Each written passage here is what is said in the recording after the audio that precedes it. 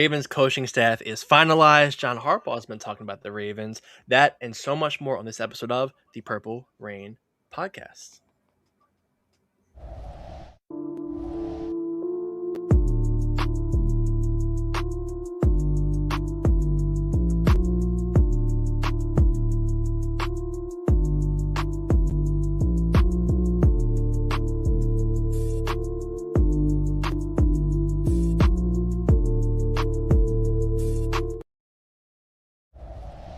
Yes. Good morning, good afternoon, good night. Welcome back to episode 379 of the Purple Rain podcast, the Willie Anderson, Tony Pastos, Ronnie Stanley episode of the Purple Rain podcast. Real quick, Sutton was having technical difficulties. He is still here. Just the camera is not on, but his voice is here. His beautiful voice, the beautiful mic is here. So he will say what's up. But we also are joined by the Charm City Sideline. We have Bradley on Instagram at Lamar Season and Zach at Ravens HQ on Instagram. Thank you for coming through. First off, we had a really good chat, kind of just talking ball beforehand. So we're in a really good mood already. We're already, shit talking the Ravens and Orioles a little bit. But welcome back, everybody. Welcome back. You can follow us here on Instagram at the Purple Rain Podcast. Sutton, Instagram or on X at Sutton Def. Me, Instagram, simply as10.prod, X simply as10. And yeah, I mean, first off, how's everybody doing? Happy Thursday, happy Friday Eve, almost a weekend. So hope we're all doing good, staying warm, except for Sutton. I mean, he's in Texas right now. Must be nice. How are you guys doing right now? Happy Thursday. Yeah, happy Thursday, Alex. We really appreciate you guys for having on. We have Sutton on about once a month on our pod over at Charm City Sideline. And this is my second time coming on here. Zach's first time coming on here. We really appreciate it. And yeah, the snow is almost melted here in Richmond, Virginia, where I'm at. So hoping for the best with that. No more snow. Jeez, is it really that bad? Yeah. That's wild. Oh my god. I can finally see the grass in my front yard. Yeah. There we go. Finally. Wow. Oh my goodness. Meanwhile, I'm outside. It's like 80 degrees here, man.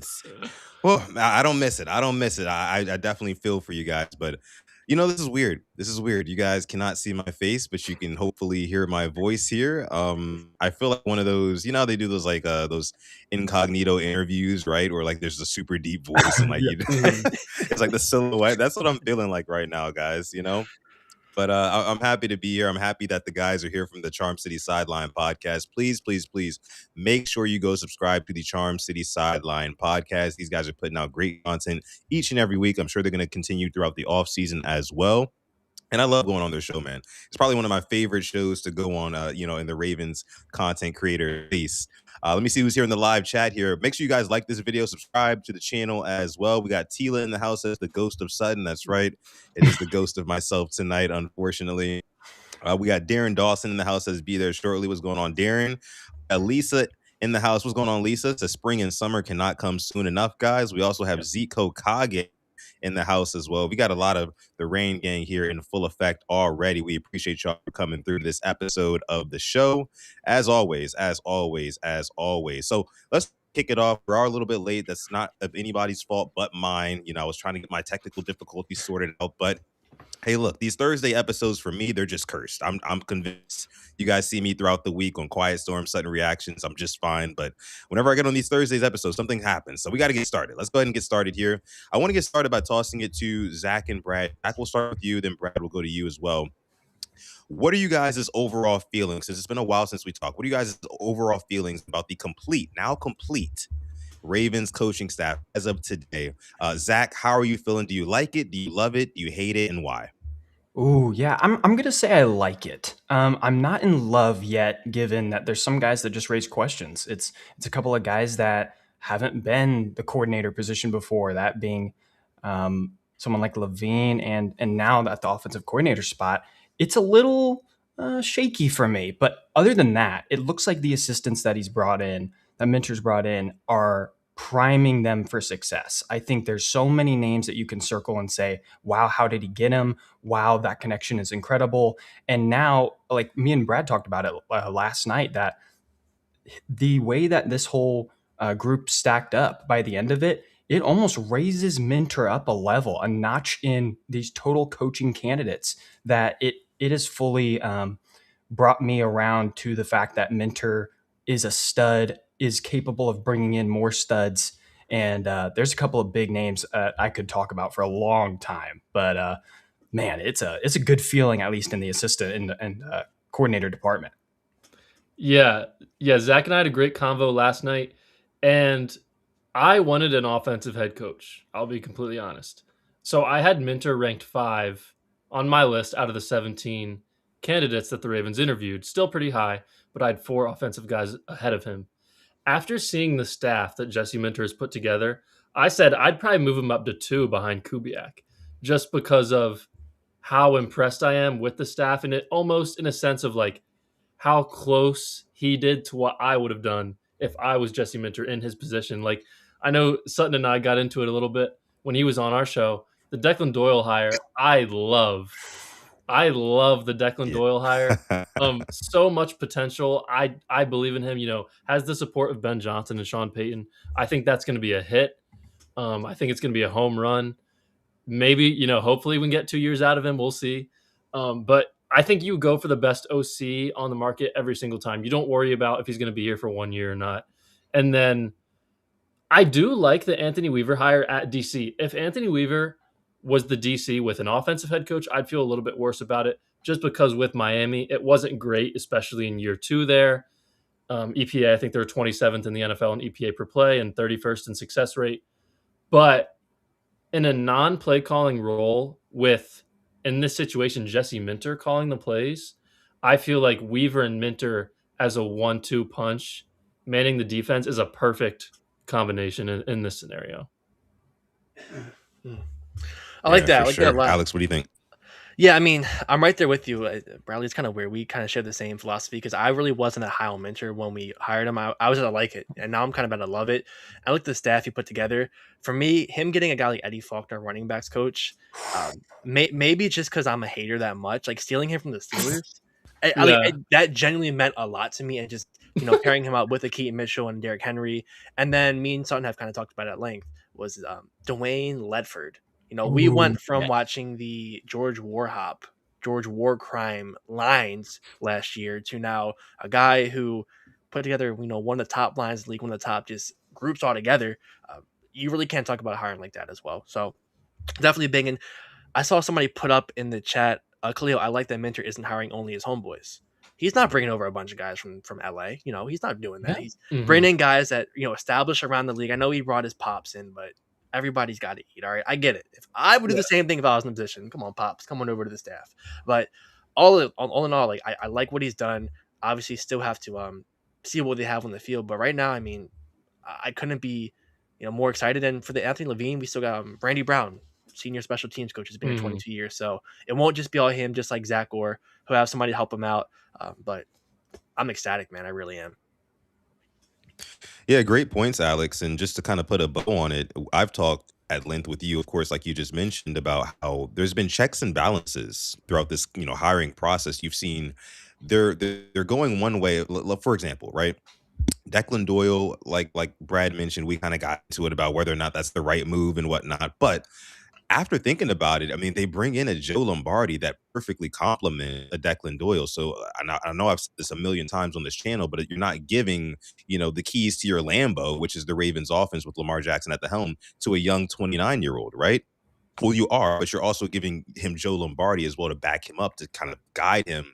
This is a guy who's been coaching since the 90s, right? He's developed quarterbacks like Drew Brees, Justin Herbert, and the like. You know what I mean? So I really like what they're doing there on the offensive side of the football. It's not just fully trusting a 29-year-old first-time play caller in Declan Doyle. And then you also have Jesse Minter, who is the head coach, of course, and he's going to be calling the defense. You might question, okay, does he have the leadership traits to really like be that rah-rah guy when you need it? But there you go. You have Anthony Weaver. He's a guy who can be a disciplinarian for that defense. He's right there. So I love the fact that they covered all bases. You know what I mean? And somebody mentioned that they're kind of like assembling the Avengers. The cool thing about the Avengers is that they all have like different skill sets. When you put them all together, it creates something beautiful and very, very powerful. So I really like the Ravens coaching staff. I give it a 10 out of 10. I do want to mention this. I didn't see this until today. There was our chief of staff to the head coach. Oh, yeah. is a woman, Kristen DeRuiter. I wanted to give her a shout out. I didn't know that until earlier today. She's the only, female on the coaching staff, but that's awesome. I actually want to clap it up for that. That's like pretty cool. That's pretty cool to me. I don't know exactly what that role entails, but it's cool to see the Ravens, going in that direction. And you mentioned Eddie Faulkner as well, Alex. I love that as well because he actually brought in guys Kenneth Gainwell and Jalen Warren and turned them up and made them very, very valuable pieces for the Steelers. And also, word on the street is that guys want to run through a wall for that dude. So I love the Eddie Faulkner pick. Derrick Henry, Rasheed Ali. I don't know if Justice Hill will necessarily be back, but whoever's in that backfield, I'm sure will do very well with him. And then you mentioned Dwayne Ledford. I mean, I love that. I love Dwayne Ledford. As you guys know, I'm part of the White Dudes Named Dwayne fan club. I've been saying that for weeks now. That's an awesome thing. It's a rarity, but it's awesome. Let me see. We also have Jason in the chat. Says Jason is joking on me here. Says Sutton's better looking than usual tonight for some reason. Hey, come on, Jason. Don't do me like that. Come on, Jason. That's crazy, man. We got to get Jason back on the pod, man. Shout out to him at Huddle It Up Films. Go subscribe. He's always busting my chops in one way or another. I remember last time he was on our show, we had an argument about who? Zay Flowers, I think, right, Alex? Yes. That was pretty funny. Always about Zay. Good times. Always. Always about number 4, right? Always about 4. Like, guys, we don't want to spend too much time. Oh, go ahead. How, like, at Thanksgiving, you don't bring up politics on this show. You don't bring up Zay Flowers. It's an immediate just back. Yeah. Good to know. Yeah. And Tila in the chat knows a lot about it. She doesn't let me, go too hard on Zay Flowers. She'll check me real quick. And Tila's a moderator. Shout out to Tila for holding it down in the chat too. Almost 60 people watching live right now. Thank y'all so much for coming through to this episode 379 of PRP. We are here with the Charm City Sideline podcast. Zach at Ravens HQ on Instagram, and then Bradley at Lamar Season on Instagram as well. 2 huge Ravens accounts over on Instagram. So make sure you go over to YouTube, Charm City Sideline Pod, and always subscribe and like their videos as well. They put out great content. But guys, I saw somebody put in the chat, did we see the John Harbaugh and Glenn Powell interview that came out earlier? And oh, did we? Boy, did we. We're going to go ahead and switch over to that right now. Here's what John Harbaugh had to say about Jesse Minter, Mike McDonald, Zach Orr. Let's take a listen. Did you find Jesse and Mike to be knowing them both as well as you do? Yeah, I thought they were both on the same track, same level, of all the things you're talking about, the emotional intelligence and just being good guys, smart guys, tough guys, demanding, hold people accountable, et cetera. All the great things that great coaches do. I saw in both those two guys. I remember people wanted to run Mike out. People didn't even want me to hire Mike when I first did it. People in Baltimore. You might have been on that train. I can't remember. The Dolphins game was a little questionable, Joe. There were some things that we were saying. So you're saying you were wrong, and I appreciate you saying you were wrong at the time because you were proven wrong, and that's okay because that's a moment in time. And I was right, and I was proven right, and I was proven right about Jesse too, and I'll stand by that because I know what a good coach looks like when I see it, and I'll be proven right about Zach Orr too. You'll see. So I'm proud of all those guys, and those guys are great coaches in their own right, and they deserve the credit for it. But I'm also willing to say, you know what? I'm kind of proud of that. I'm pretty proud of that. I'm proud of those guys, and I'm proud of what they've accomplished. Can I ask you about Zach as you brought him up, right? Because somebody would say, if that's the case, why isn't he your defensive coordinator in New York? Sometimes it's time to change, and Zach and I have had those conversations, and we both felt it'd be best for him, best for him to go get the next opportunity to grow in a different way. So he gets a chance to grow in a different way. And I think it's going to be great for him to get a chance to do that, and it's going to be positive. So there's your answer to your criticism or whatever it might be. Would that have been the case if you had stayed in Baltimore? I don't know. I didn't stay in Baltimore, so it doesn't matter. Similar did you find? Lots there. Alex, take it away. I really don't like that motherfucker. Pardon my language. I'm sorry. I really don't like him. like even when it's gone, you just can't admit it wasn't right. Like, first off, thank you to Glenn Clark for putting a little bit of a half-court press on him as well. Like, he asked questions that I don't think most other of the journalists would have asked about the Zach Orr and then why isn't he there with you in New York. But, I mean, where do you want me to start? Because I think I'm going to go to this whole Zach Orr thing. The fact he's not with you is telling me a lot, and the fact he doesn't have a job right now in the NFL. Not a linebacker coach, not a position coach, not a DC. He is nowhere right now. and you're sitting here saying, you'll be right about him. 31 other teams have said no, you're wrong. I'm sorry, that's just stuck in my head. And Sam here, not even Mike Mack is going to take Orr back, and that's really a telltale sign. But he just is in his sassy era again. I guess he's saying, "Go answer that." Fuck you. I'm sorry. I just really am just tired of this guy. Get him out of my face. Get him out. But that was just pure emotion. I'm sorry, man. I'm tired of him. No, it's all good. It's all good, bro. It's good. I know you're kind of like, is your raw reaction to it? I mean, I will kind of like taken aback by it as well. I mean, it's arrogance, right? It's pure sheer arrogance. You know what I mean? And it tells me one thing. He's like, okay, well, if that's the case about Zach Orr, if you feel like you're going to be proven right about Zach Orr, why didn't you hire him? He's like, oh, it was both of our decisions for him to go in another direction. It's like, okay, that tells me one of two things. It's like either one, you actually genuinely did not believe in him to come on your coaching staff and be your defensive coordinator, or two, he didn't believe enough in you, John Harbaugh. He didn't trust in you to come in and work with you. So that's what I think about it. Brad, I want to toss it to you then Zach. Brad, when you hear something like that from our former coach, John Harbaugh, what does that make you feel? And don't hold back and take the gloves off. So I will say, I do, more so than Alex, I do have a lot of respect for John Harbaugh.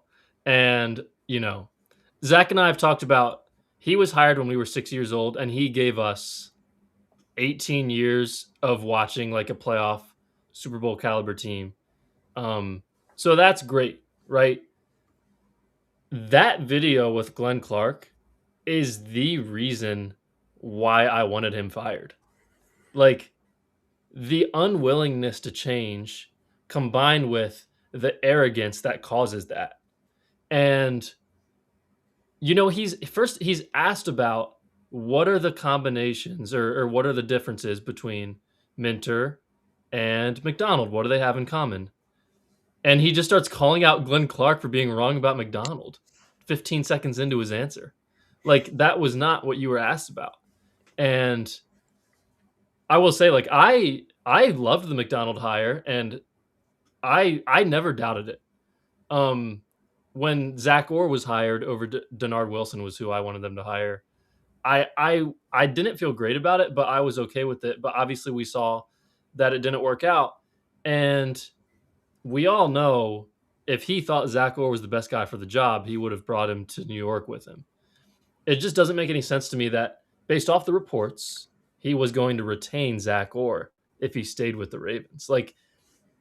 A lot of it just doesn't really make sense to me. And at the end there, he almost doesn't have a reason when he's asked that final question. He kind of just says, well, I'm not in Baltimore anymore, so it doesn't matter. So I don't know. But we don't know that much about Jesse Minter yet, but we've seen a lot of videos of him talking and pressers of him. Could you imagine him responding to someone like that? Because I could not. So that's all I have to say about it. And yeah, like you mentioned, it's all due respect to Harbaugh. I mean, he gave us some unbelievable years.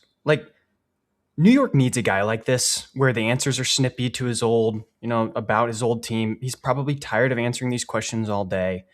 But also, to show this side of himself from that ending, we haven't really seen a little more. I wouldn't say it was a raw reaction from him, but it was closer to one than what we've seen of the bull crap that he usually spews of other interviews. That's with anyone, even the Ryan Ripken interview I had watched, that he's given, cushy, kind answers, even some other guys where he's kind of dodging questions. Who was it that he had a really weird time with? It's two guys that aren't really respected too much in Baltimore media. Mike Preston? Preston. And those two, he had just kind of a big smile on his face. He's given happy answers, not really difficult questions, but stuff about, hey, well, was Zach Orr the right guy? Was Lamar a problem? You can reveal it all. And he goes, oh, no, I'm not going to do any of that. He's rubbing me the wrong way right now. From what I had thought about him post firing, I'd just seen him as kind of almost an idol for me as a coach and as a football sports player or mentor / coach, whatever, not player. But this was a weird look for him. And maybe New York just needs that. I think they do just need like an extremely arrogant coach to right their ship because it's really, really off course. But the Ravens kind of needed that too for a bit. And now we're happy to have someone like Minter, who is hopefully the polar opposite, who's able to fluctuate with the league and get better as time goes on, because it sure looks like him as a defensive mind is definitely going to go that way. Yeah, and like everybody's saying here in the chat, like the NY media is not going to let him off the hook for anything, right? So, have those blunders, on the side, like that coveted Harbs face, Alex, that we were just, dreading every single loss, like, third quarter when it seems like the Ravens are fully capitulating a game and John Harbaugh's on the sideline with his mouth open like he's Terrell Suggs in 2011. You know what I mean? He's just like confused and dumbfounded, right? Yeah. If that happens in New York, they will eat him alive. It's a much bigger market. He's going to be under a much bigger spotlight and microscope. So I hope he's ready. I hope he gets his he thickens his skin, right? Because they're going to be all over him.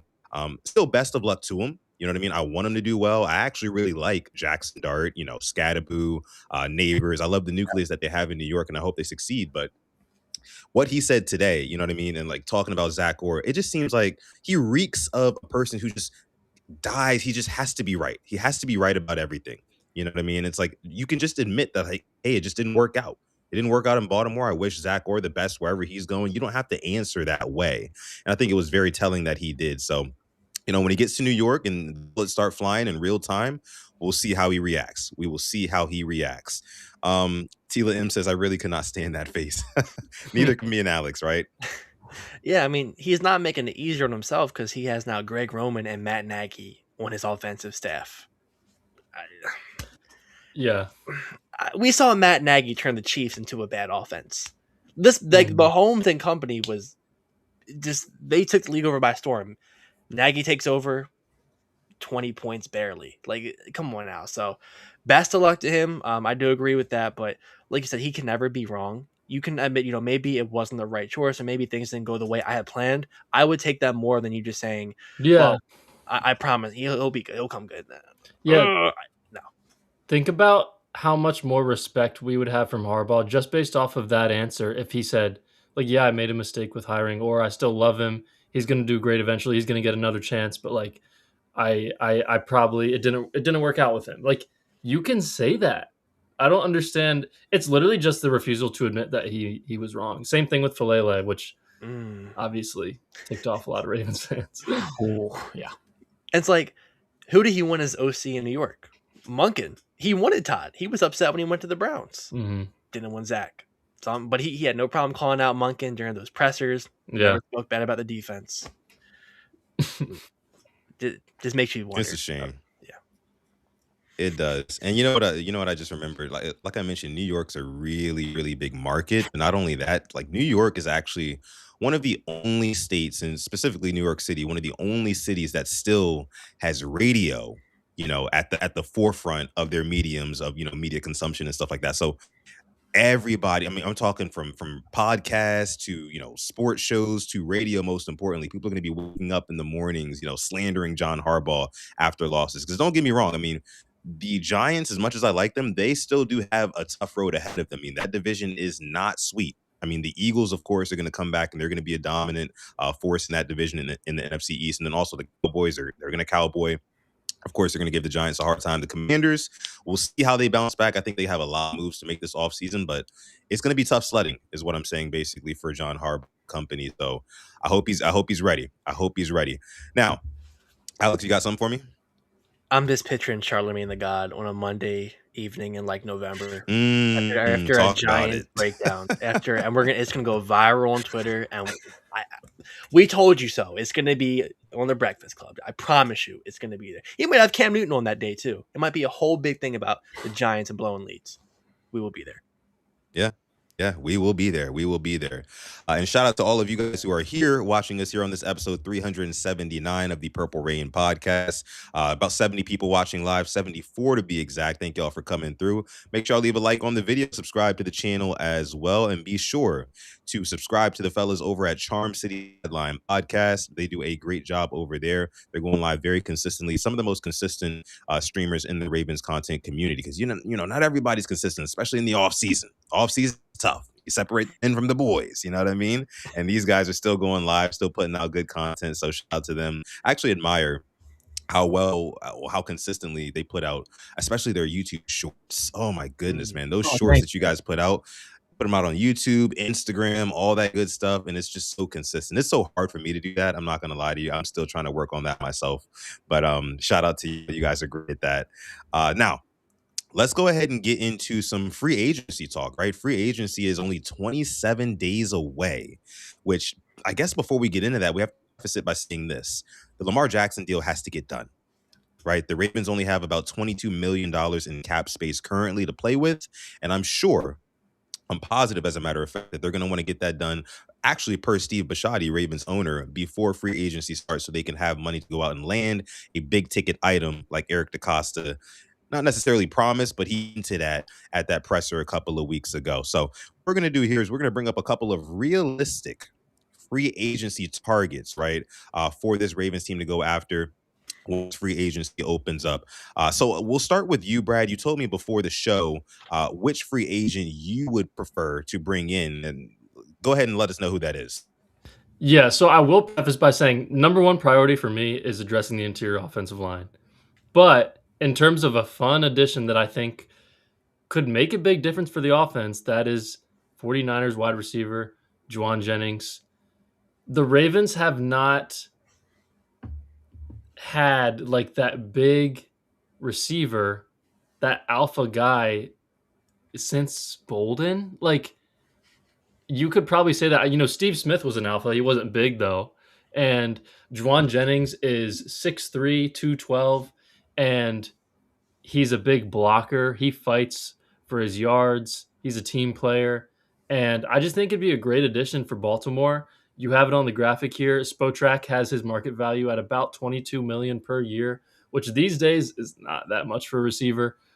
Did only have 643 yards last year, but he did have 9 touchdowns. Niners offense has been a little bit, weird in certain ways. They don't really have like a number one receiver they go to all the time. We saw Kendrick Bourne have like 28 fantasy points on a Thursday night one week with Mac Jones.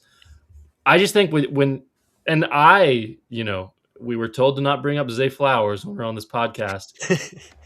I am higher on Zay Flowers than I would say 99% of Ravens fans. I think he is very underrated, and I think people just have fun hating on him. The Ravens have never had a Pro Bowl receiver, and he's been a Pro Bowl receiver 2 years in a row. With that said, I think Juwan Jennings would be a great compliment to Zay Flowers. And I think, especially based off the year that Bateman had last year, I still believe in Bateman a little bit. But I think going into the year as a number 3 would be a very good spot for him. I think number 2, being the number 2 guy again would be a little iffy. But man, I just think Juwan would be a great signing. You look at, a lot of these offensive guys say when you go after receivers, when you're building a receiver room, you like to think of it as sort of like a basketball team. You want to get a point guard, a shooting guard, a small forward, a power forward, and a center. And the Ravens haven't had a power forward or a center for like a decade. And, I guess you could say DeAndre Hopkins was a big last year, but we all agree they probably didn't use him enough based off the plays he was making in September. So obviously a new coaching staff, and I think Juwan Jennings would really fit the Ravens, 7th round pick in 2020. I would really like it. Never even had 1,000 yards before, but he's a team player, and I think he really fits the Ravens culture. Yeah, Zach, your thoughts on Juwan Jennings? Yeah, go ahead. Yeah, Juwan's deal just projected there looks incredibly enticing. If that's the money that we have to pay to get someone like Jennings on this team, I'm all in. I what you talked about, Brad, with like the big guy, right? The power forward, the center. Like, I had always seen someone like Isaiah Likely as that.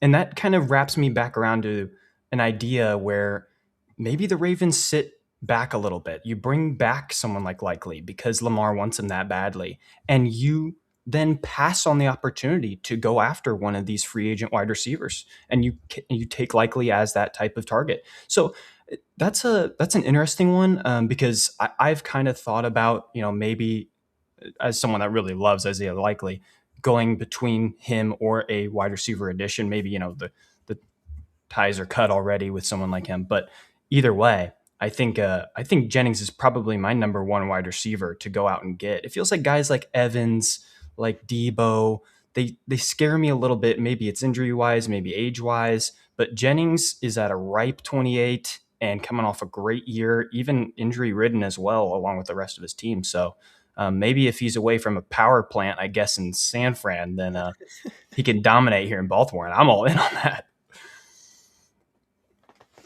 That's funny.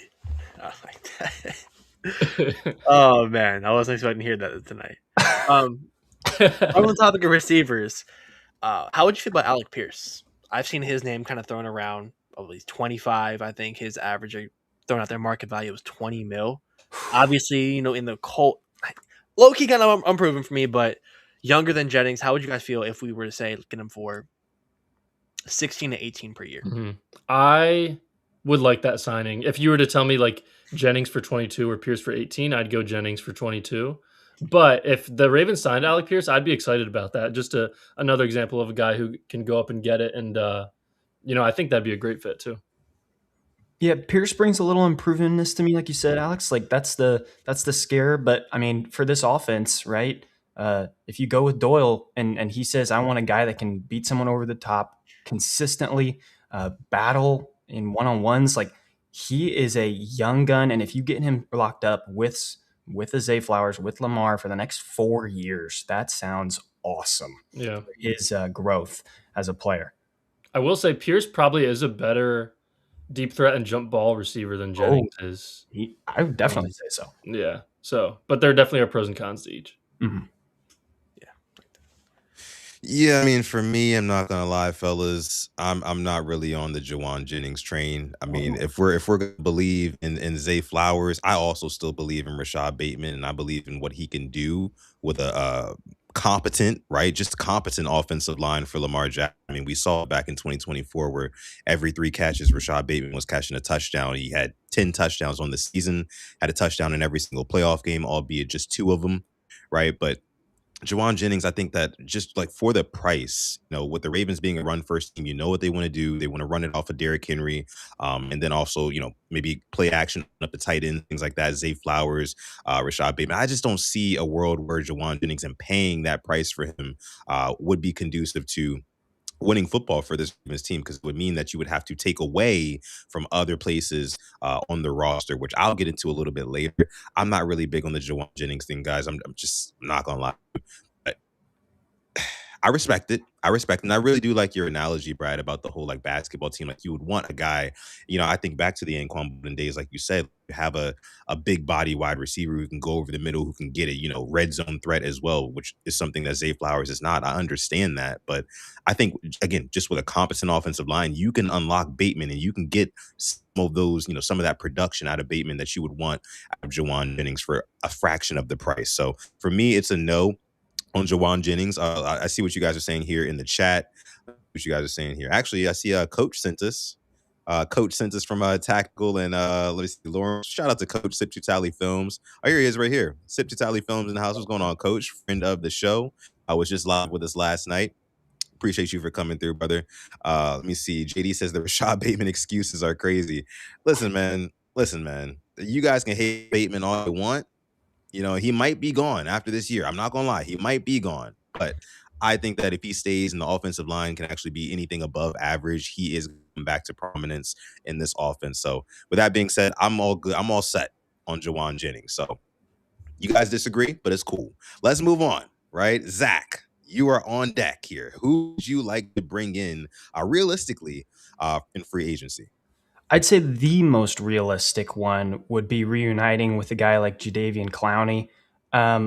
His best times in his career were under Anthony Weaver, both in the Texans time and under the Ravens. His career high in sacks, 9.5, was with both the Texans and the Ravens back in 2023.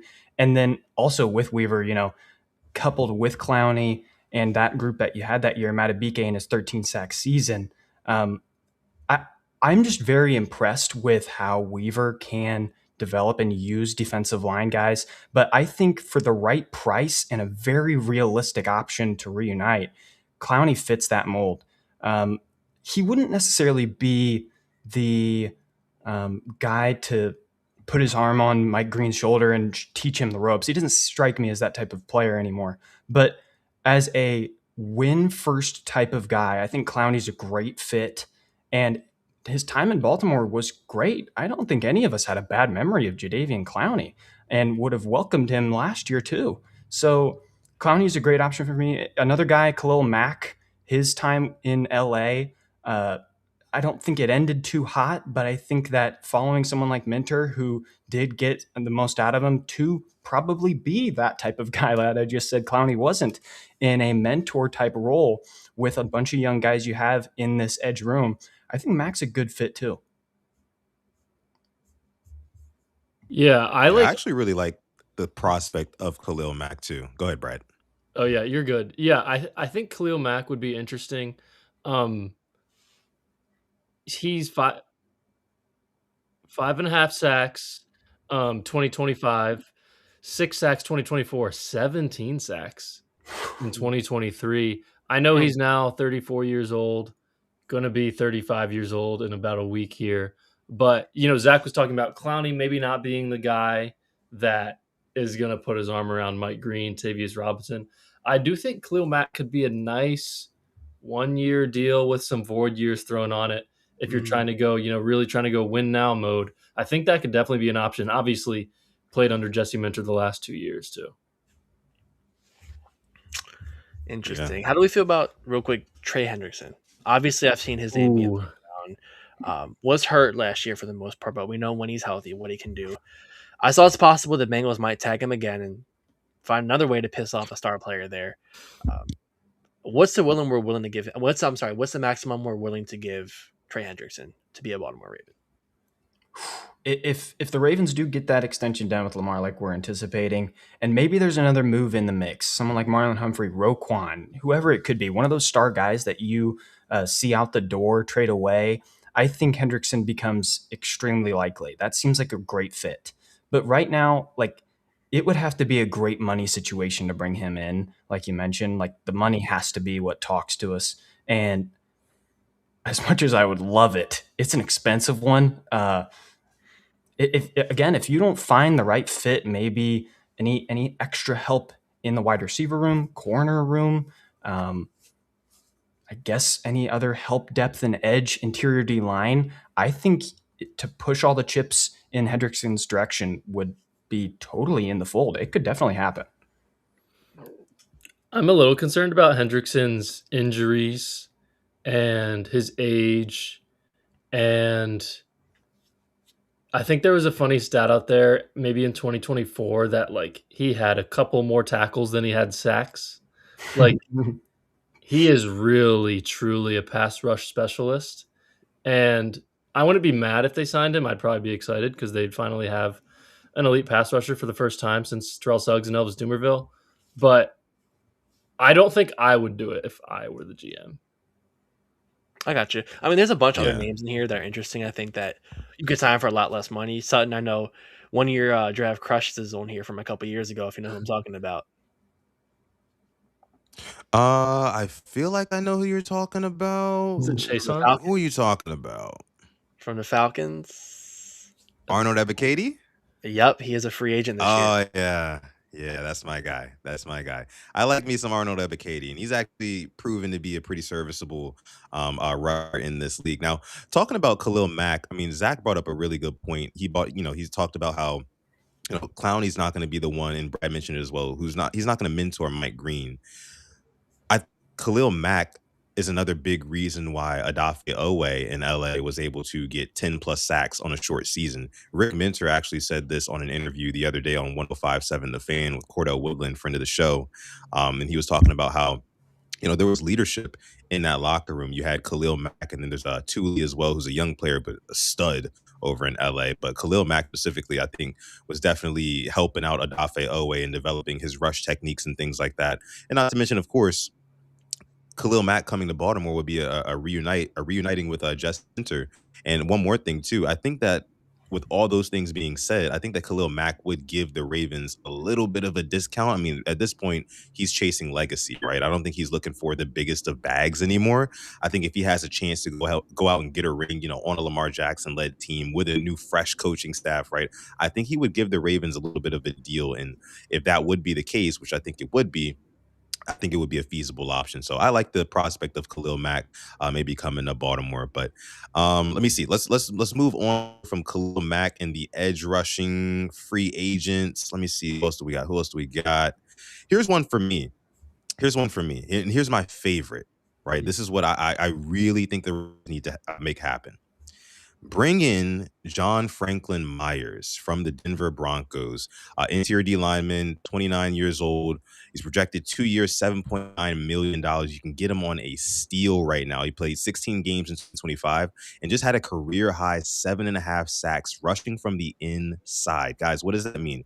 Tom Brady famously said, the bane of a quarterback's existence is interior pressure. It's not edge rushing guys, right? I mean, you can step up in the pocket and you can still get throw. We see that happen all the time. But when you have your guards and your center being pushed into your lap by interior D linemen, that frustrates the hell out of a quarterback and it forces a lot of errant throws and decisions. So I think bringing in a reckless, a guy who just wrecks shop. I mean, if you look at some of his tape, he's tossing guys around. He plays with speed. He plays with athleticism. His arm length is really good as well. I think that he would be a perfect fit next to Travis Jones. If you don't know what's going on with Nnamdi Badibike, which we don't know if Nnamdi Badibike is going to be back next season. And if that's the case, then I think bringing in a John Franklin Myers there and putting him next to Travis Jones would be the catalyst to that defense really, really coming back and being top 3 next year. I think about it like this. I mean, I don't know if I'll be able to match Brad's basketball analogy too well, but the heart of the defense is that interior D line. I mean, the better your interior D linemen are, the easier it makes everybody else's job on the defense, right? It makes the edge rusher's job a lot easier as well, because if they're eating up double teams in the middle, those edge rushers are going to have a lot more opportunities to go one-on-one on an island with tackles, right? And I think with Mike Green, if he put an extra 10 to 15 pounds of muscle, he's one-on-one next year, those pass rush moves are going to start to get home. He's not going to get stonewalled, right? But you need guys who can eat up attention and blocks in the middle, right? In the middle of that of those trenches. So, and what does that also do? That also makes the job easier on the DBs, right? I mean, they don't have to cover for as long. I mean, I think a big reason why the Ravens defense struggled last year is because the DBs had to cover for 4, 5, 6 seconds, because nobody was getting home and we weren't getting pushed up the middle unless Travis Jones was just making a hell of a play.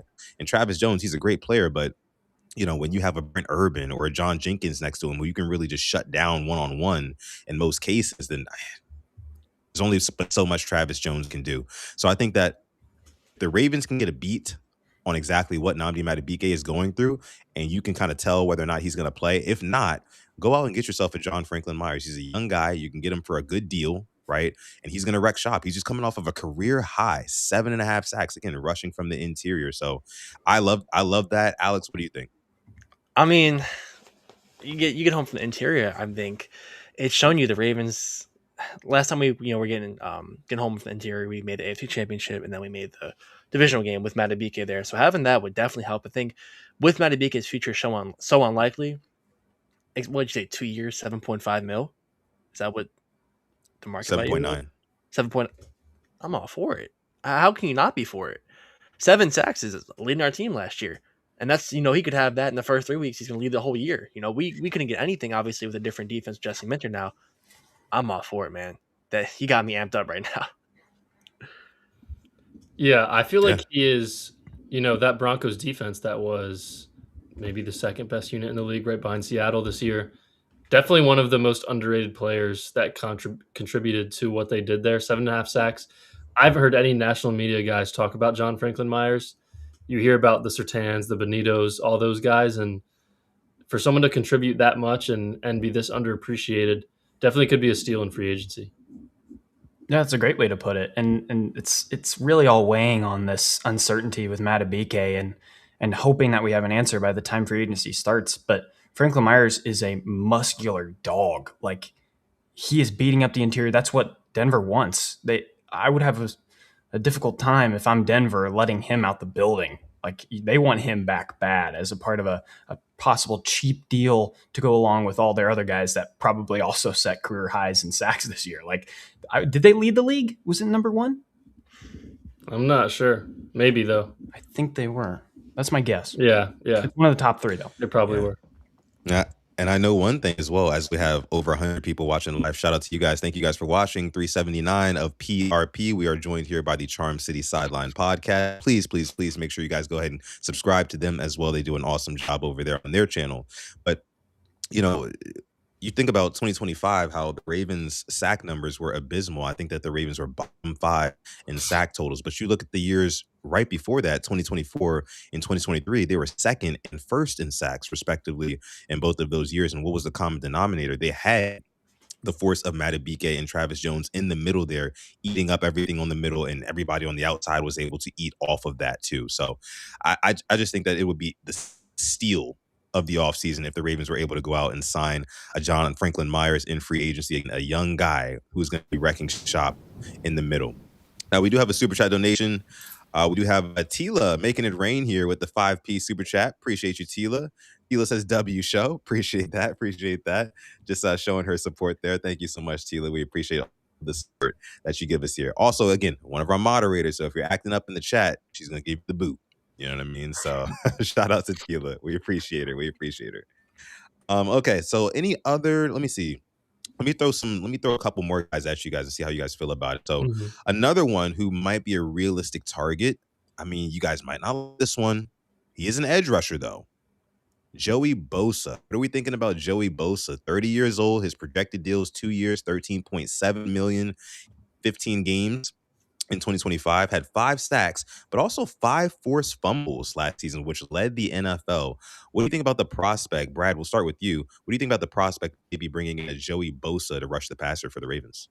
I would definitely rather them bring in Joey Bosa than no edge rushers for sure. I mean, he definitely made an impact with Buffalo that last year. He did about what I thought he was going to do.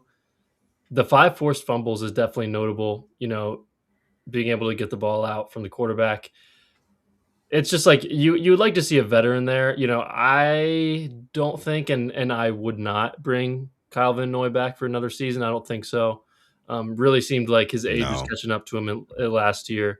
So you got Tavius, you got Mike Green. We'll see if Adisa Isaac becomes real next season.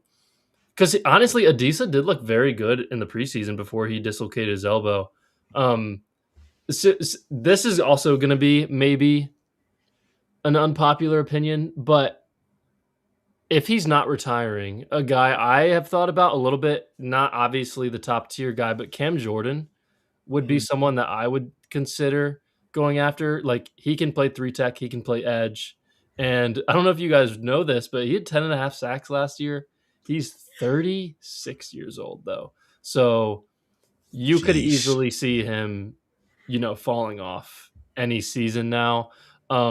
But I do think they should get a proven veteran in that room one way or the other, whether that is the most expensive guy in Trey Hendrickson or it's a Joey Bosa or a Cam Jordan. I think you've got to get someone in there for sure. That's an older guy, 30 plus.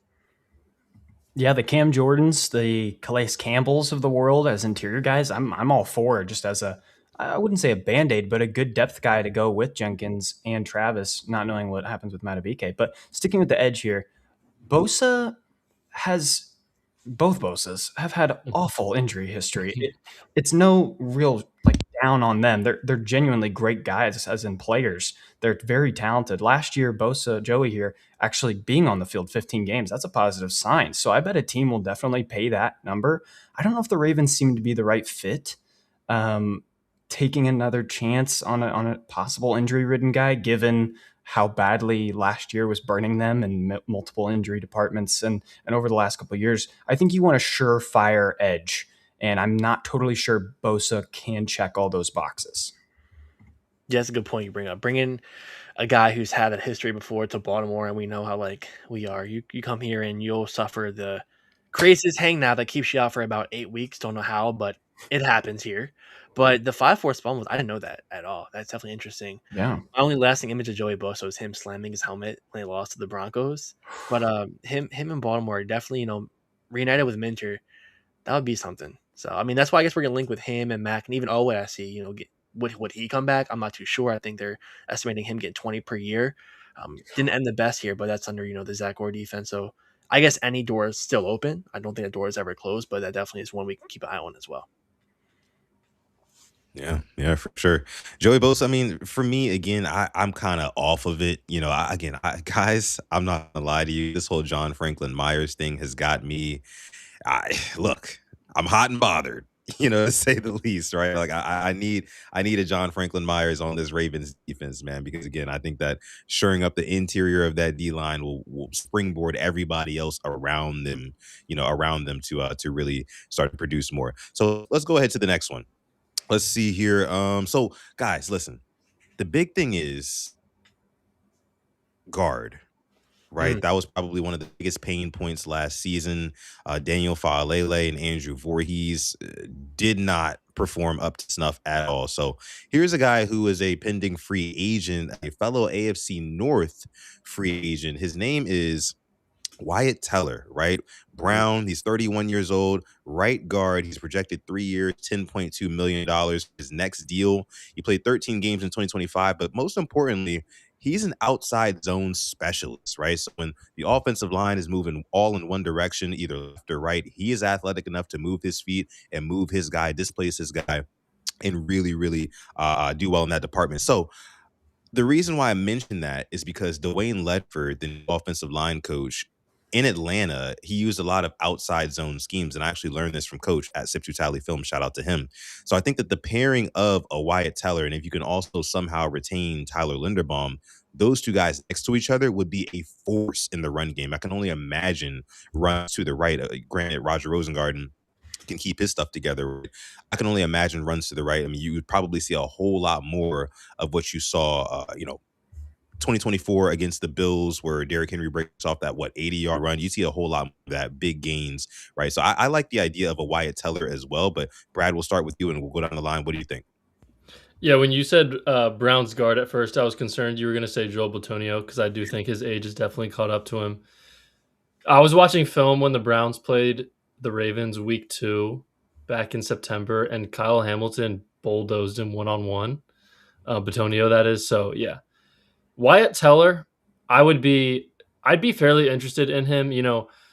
I did mention that guard and the combination of Linderbaum at center, I think, is the number one priority for the Ravens this offseason outside of the Lamar extension. Wyatt Teller is a guy I would like a lot because of the zone background. Obviously, was with Stefanski, who just went to Atlanta. That Ledford is now leaving. There's a lot of guards that I would be okay with them going after. David Edwards is probably the best guard on the market right now. His market value, according to Spotrac, is $20 million a year. You also have Ed Ingram in Houston, Elijah Vera Tucker with the Jets. And then, who knows if Kevin Zeitler still plans on playing again. Obviously, it was a big mistake with the Ravens letting him go. But I would really look at the offensive line like this. I've been a big proponent for doing more on the offensive line. Basically, every offseason the past 5 or 6 years, I have felt like they're not doing enough. And, you could say in 2023, 2024, I was proved wrong a little bit.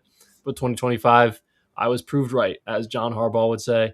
And I feel you got to keep Linderbaum no matter what. Do whatever you can to retain him. Then you go out and you sign a Wyatt Teller, you sign a Vera Tucker, you sign an Ed Ingram, one of those guys to play one of the guard spots, and then you draft a guard round 3, round 4 to compete with Emory Jones and Voorhees at the other spot. I think that would be something that I'd be satisfied with if that's how they went about it.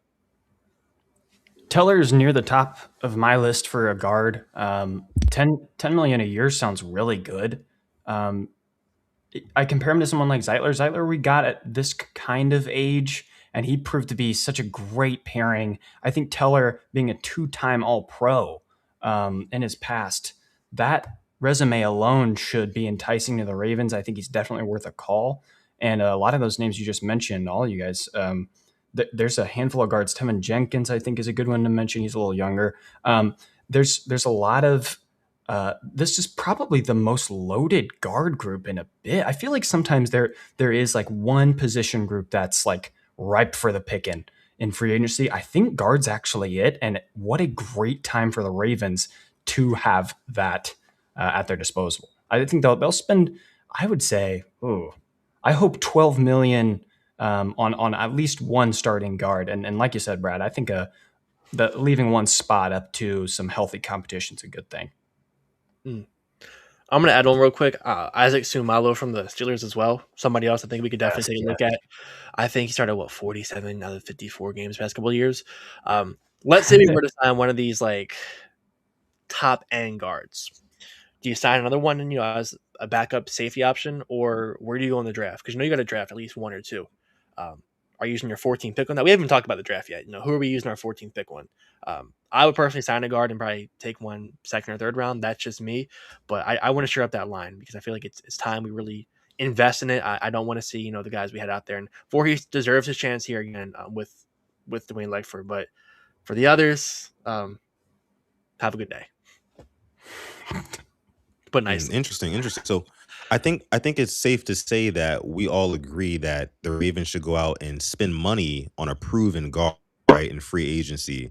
But you mentioned, Alex, what do they do with the 14th pick after that? So I want to go down the line here, Bradley, and then Zach, then Alex. Like, if the Ravens do buy a guard in free agency, what would be the position? I'm not expecting you to give me a name, but what would be the position that you would draft first with that 14th overall pick? So it's kind of funny because one thing I do agree and have always agreed with the Ravens on is going BPA. And I think the best teams in the NFL, the teams that are ran to the highest execution do that. You look at Howie Roseman with Philly, you look at Eric DeCosta with the Ravens, probably two of the most respected GMs. I feel like the Rams are usually a BPA team as well. There are some guys I like. I will say, like, there's a couple corners that could be available if a corner, whether that's Mansour Delane or Jermon McCoy, is at the top of your board when you're there at 14, I would take one of them. If an edge rusher, Keldrick Falk, is there, I'd take him.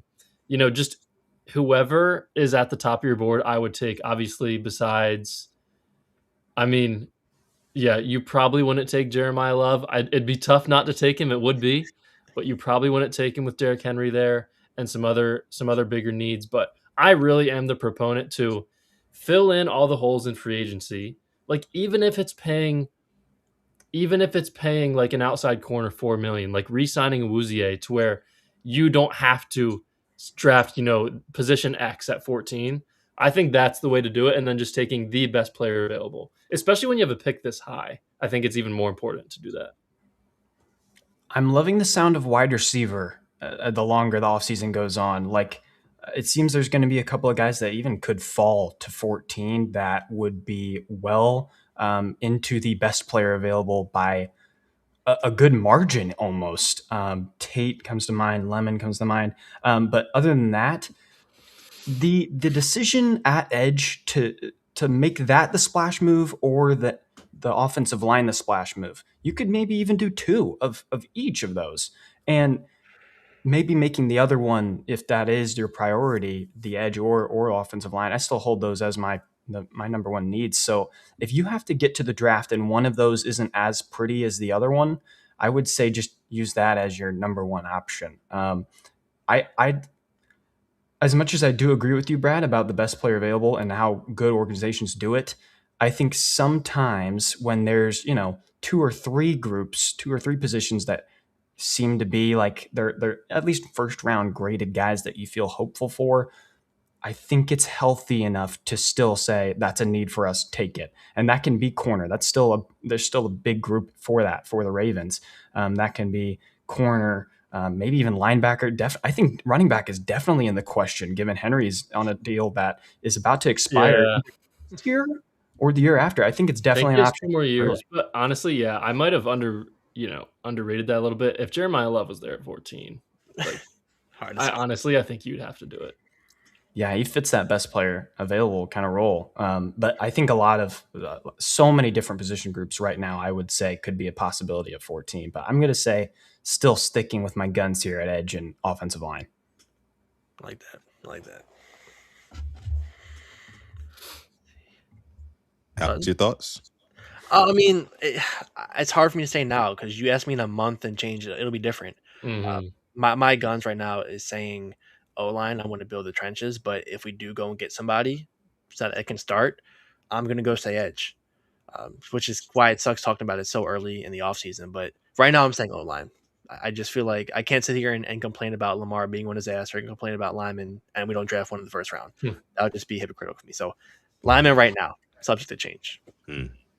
I'm personally, I'm gonna go edge, like through and through, either edge or defensive tackle.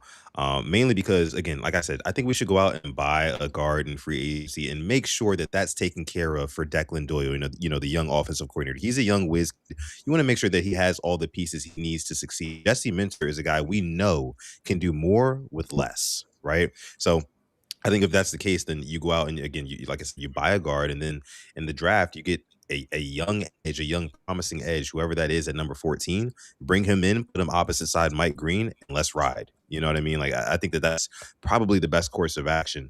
But of course, free agency is coming up, and the Ravens, before anything, they've got to make sure that Lamar Jackson's deal is squared away. That way, they can get more than $22 million in cap space right now, because it ain't looking too hot. If the Ravens can't get that done, and Steve Bisciotti made that clear about a month ago. So, with that being said, that's going to wrap up our free agency talk there. We still 27 days left until free agency officially opens. And of course, like we said, the Lamar deal's got to get done before any of that stuff can be talked about for real. Now, fellas, thank y'all so much for coming on to this episode 379 of the Purple Rain podcast. We're not done yet. We got one more miscellaneous question here. We've talked about football a lot, right? Free agency, we talked about John Harbaugh and his arrogance, right? If you're just getting in here, please rewind. We talked about that. That was pretty funny. I want to take it completely off topic here, completely off of the Ravens, completely off of football, completely off of sports. And I asked you guys this before we went live. This will be the final question. We'll go in a row. We'll start with Bradley. What are your top 3 video game systems of all time, right? And if you're listening in the chat right now, please list yours in the chat, your top 3 video game consoles of all time. And if you're part of the replay gang, hello, shout out to you. Leave it down below in the comments. Brad, we'll start with you. Take it away. Top 3. Okay, first off, I'm going to say I was born in 2002. So if I don't, so was Zach. So if you don't say any consoles before our time, I apologize. But I am going to say my personal 3 favorite consoles ever. My number 1 favorite console ever, I'm going to go with the Xbox 360. That was my childhood. I've been an Xbox guy. I got into 2K, I think 2K11 was my first NBA game. Madden 11 was my first Madden game. Played those on the 360. That really got me into online gaming, Game Pass, all of that sorts of things. Number 2, I will go with the Nintendo Wii. That was the first console I ever got. I think I got it when I was, 7 or 8, something like that, and very quickly got into Mario Kart Wii, and I was very competitive with that. I still am, as I think, the best Mario Kart Wii player in the room wherever I go. So I take pride in that. And obviously Wii Sports was a classic as well. And then number 3 for me, sure. Even though it did come out when I was not alive yet, the original Xbox, I think I have to put it in there because a couple of, my dad's friends and older cousins and things like that had the original Xbox. And when I played, Halo and those games on there as a kid, it just felt so cool to me. And being able to play a video game with someone who, was almost like a mentor to me at the time when I was 5 years old or something like that.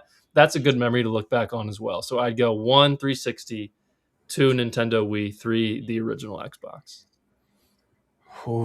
Okay, I like those. I mean, just sticking on that real quick. I love that you mentioned the Wii, right? The Wii is such an important console, right? I'll talk about it enough, but it was really so revolutionary.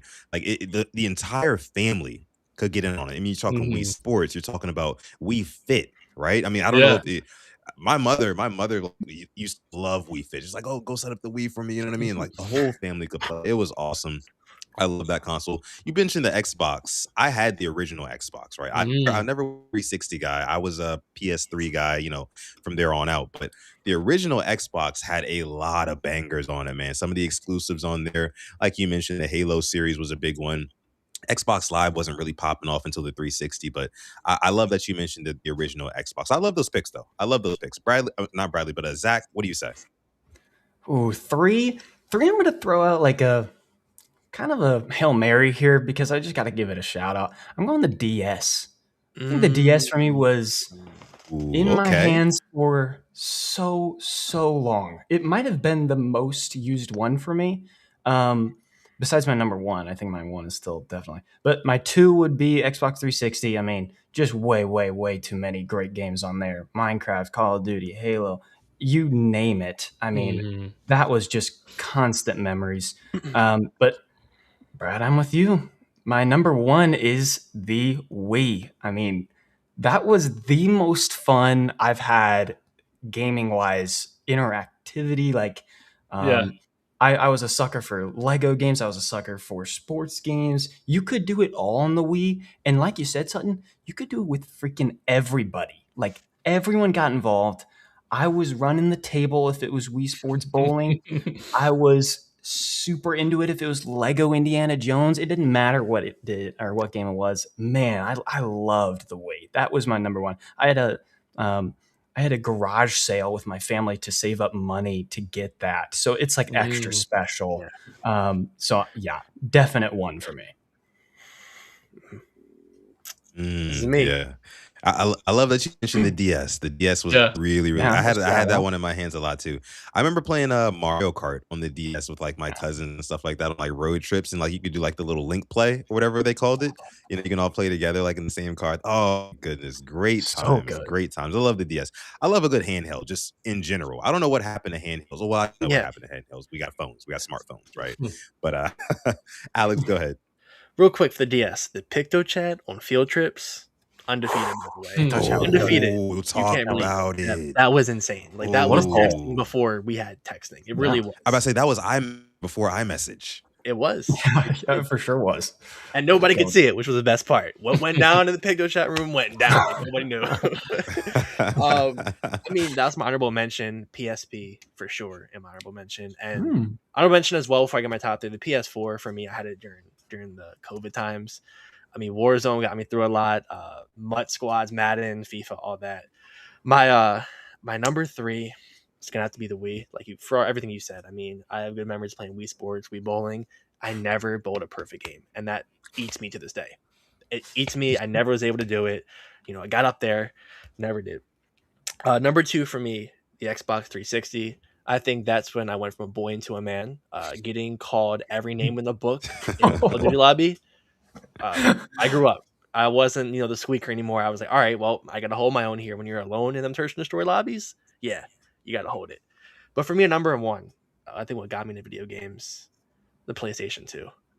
NBA, NFL Street, all the old NFLs. I think the motorsport games, all of those, undefeated, genuinely. And I probably my best memory is like we go on vacations and my dad had like the little TV in the car. I would hook it up and I would play like all the way driving to like Myrtle Beach. So just too many good memories for me. The PlayStation 2 forever have a place in my heart. My number one. That's a great pick. Yeah. PS2, that's definitely a good one. I mean, I want to put the PS2. Oh, actually, you know what? I have to put the PS2 in my top three. I'll put the PS2 at number two, as a matter of fact. Number three, I got to go with the Wii. I just have to. Too many good games on there, like you mentioned, Mario Kart, but mainly Super Smash Brothers. I was really big into Super Smash Bros. Me and my friends, we got super competitive. Like, I mean, we were damn near ready to fight over Super Smash Bros. Sometimes. Like, it went from the game to like real life. Like some of my friends from back in the day. Some of them actually passed away. Rest in peace to them. Those were good times, though. Good times, good nostalgic times. But I would say my number one. And I saw a couple of people mentioned it in the chat, but none of you gentlemen mentioned it. It's a little bit older console, but I'm going to have to go with the GameCube. I got to go with the Nintendo GameCube. The GameCube was it was Wii before the Wii. I mean, it was the Wii without the motion, right? You got all the Nintendo games and stuff like that. You got to play Smash Bros, Mario Kart, Zelda, Pokemon. Like, there's so many games on a GameCube, and I just love the design of the controller. I mean, it was quite like there was nothing else like it. There was nothing else like it, and there's just so many classic games on there. And honestly, the games that you used to get on like the GameCube or like the original Xbox or like PS2, you used to get some titles that like you would never find today, like some extremely niche titles, right? I feel like that's a lost art, niche video games, right? Everything now is like all these AAA games. It's either you're Madden or you're Call of Duty or this other shooter or this or that. It's like nothing like Super Monkey Ball, right? Or games like that. I mean, Yeah. it's a crazy deep pool there, but you used to get stuff like that on the GameCube. But an honorable mention, I'll say, I would go with the Nintendo 64, right? And I might be like showing my age here just a little bit, but there were some games that I played when I was growing up, like 007 Nightfire on that. I mean, listen, man, like those were the days, man. It's all a nostalgia thing, of course, but those would be my top three. GameCube number one, PS2 number two, and then the Wii number three. Behind that, right behind that, I'd say at number four, like before my honorable mentions, PS4. Again, that was another one for me that like, and I might even say, gosh, it's so hard, man. Between PS4 and PS3, because PS3 was where I discovered games, again, niche games like Little Big Planet, right? I don't know how many of you guys are familiar with that one. Yeah. That one was a crazy good game back in the day. I used to love that. But no, I love everybody's answers here. Let me see. Tila says GoldenEye. Yeah, the GoldenEye on PS2. Yeah, it was GoldenEye. I love that one. Def Jam Fight for New York on GameCube. Man, great times, great times. Def Jam used to shit, guys. I mean, listen, you used to get like all the poppin', like most popular rappers. Like imagine like all the most popular rappers from today in a fighting game. You have like you can do like Travis Scott versus like Drake or something like that. That would be crazy. You just get to pit That would them be against sick. each other. Like again, like lost art. Those titles are a lost art in today's video game culture, and I wish it came back. I really, really did. Let me run through a couple of others here in the chat. Let me see. Black Daniel says Nightfire, WWE WrestleMania ×7. Tila says, showing my age, Sutton, please. I know. I'm still a young myself. I know. Def Jam was hard AF. Yes, it was. Zeke says, I love my GameCube. Exactly, man. It was goated machine there. It really was. Got to give a shout out to GTA, man. GTA is, like a staple, right? You can't mention video games without mentioning GTA. I can't wait until GTA 6 comes out. Yes. Right. I saw somebody make a post the other day. They were like, the map is going to be so big on GTA 6. It might literally take you like 30 real minutes to drive from one end of the map to the other. And I was like, that actually sounds dope. Like, I would not mind that at all. Like a little road trip and like getting into stuff on the way there and whatnot. Like, I would love that. I mean, GTA, of course, goated. Let me see what else we have here. PS2 library is so deep, for sure, for sure. Yeah. Let me see. Oh, SSX Tricky on the 360. Yeah, the snowboarding game. That was a really popular one, too. I see somebody Tony say Hawk. Crash Bandicoot. Yes. Tony Yes. Hawk. Tony Hawk was- Hawk. Yes, Yes. Crash Bandicoot. Tony Yeah. Hawk. If we're talking Crash, you got to Bandicoot throw was Spyro in like there as that. well. Great. Oh, Spyro, definitely got Yeah. those Spyro for sure. I think my favorite Tony Hawk game was American Wasteland, another GameCube title. I mean, that was probably my favorite one of all time. But yeah, just wanted to bring that up. A nice little fun topic there Yeah. to end the stream. Appreciate all of you guys for coming through. This has been a very, very good episode. I mean, I know, again, guys, I'm sorry about my camera issues and things like that. I wish I could, you guys could see my beautiful face, but you guys see enough of me. I'm live like 20 times a week, and for some reason on the Thursday episodes, I'm just cursed. I'm just convinced I'm cursed because every other time it works. But whatever, I'll fix it. I'm working on it. You guys know that. Again, I want to give a big shout out to Charm City Sideline Podcast. Let's clap it up for them. They've done a wonderful job on this episode here. Make sure you go subscribe to the Charm City Sideline Podcast, putting out great Ravens content over there, very consistently. Again, like I might add, and then also on Instagram. These two gentlemen have some very, very big accounts. You probably follow them without even knowing it's them, to be honest with you. You got Lamar Season on Instagram, and then you got Ravens HQ on Instagram as well. They both have very big followings over there. Keep everybody up to date with Ravens News over on IG. So make sure you follow them there too. Anything you guys want to say before we get out of here, Brad and Zach? Just really appreciate you guys having us on. You know, Zach and I decided to start a Ravens podcast just about 2 years ago, a little bit over 2 years ago. It was late in the 2023 season. So if anyone wants to come join us over there, just type in Charm City Sideline on YouTube. We're also on Instagram posting the clips, on TikTok. Just search Charm City Sideline anywhere and we'll come up. But I really appreciate you guys having us on. You know, I have followed you guys for a while on socials. You know, Alex with the great videos. Been watching those for years. And always was friends with Sutton on Instagram too. So just really appreciate it, guys. Appreciate you, boys. No problem, man. Yes, sir. Yes, sir. And Alex, you can go ahead and take us out. Yeah, thank you all for coming through to episode 379 of the Purple Rain podcast. We love you. We appreciate you. And as always, stay positive and test negative. Yes, yes, yes. And never, ever, ever forget, even on the rainiest of days, to call God. This is episode 379 of PRP. We're going to catch you guys in the next one. Peace.